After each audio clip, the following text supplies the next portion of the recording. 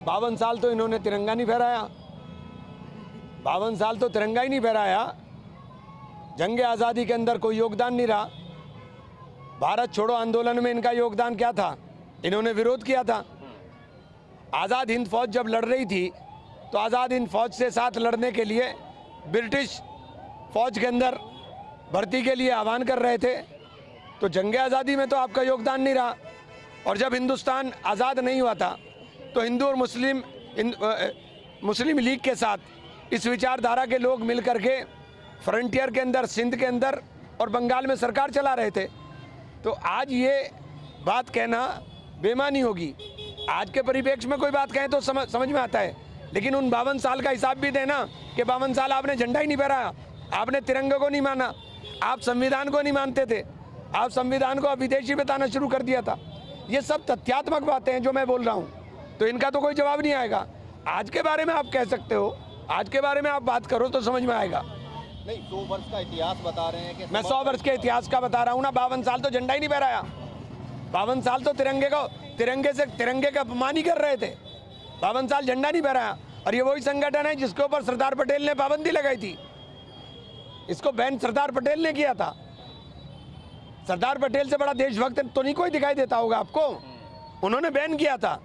और जो सरदार पटेल ने बैन करते हुए चिट्ठी लिखी थी, जिस चिट्ठी के तहत बैन किया था, उसके अंदर इनके सारे क्रियाकलापों का उजागर किया था।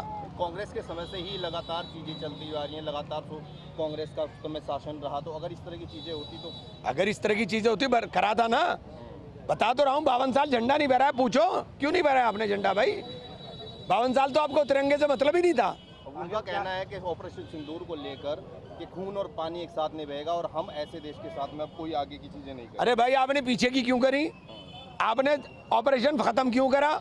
आपने शुरू क्यों किया था फिर खत्म क्यों कर दिया? या तो पीओके पे झंडा लहरा के आते।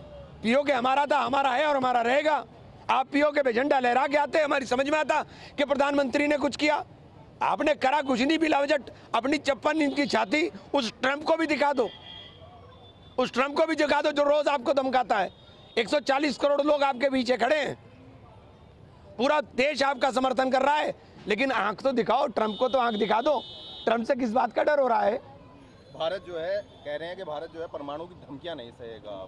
तो आप कोई पहले आदमी हो कि जो बोल रहे हैं? अटल बिहारी वाजपेयी जी बोल चुके हैं, उससे पहले इंदिरा जी ने करके दिखा दिया था, 2 टुकड़े करके दिखा दिए थे। आपने तो कुछ नहीं किया ना। आप तो सिर्फ बोलते हो, लोगों के सामने एक नैरेटिव बनाने का प्रयास करते हो। अब लोग समझ गए। वरना किसका दस्तावेज है, किसको कौन कहाँ का बता देगा, आपको पता नहीं चलेगा। ये जिम्मेदारी इस फराज की नहीं होनी चाहिए या किसी और साथी की नहीं होनी चाहिए कि वो घर घर कुंडी बजा करके जाए और आपके वोट और आपके कागजात को ठीक कराए। ये जिम्मेदारी आपको अपने आप संभालनी पड़ेगी। अगर आपके कागजात दुरुस्त होंगे, वोट दुरुस्त होंगे, कल को एनआरसी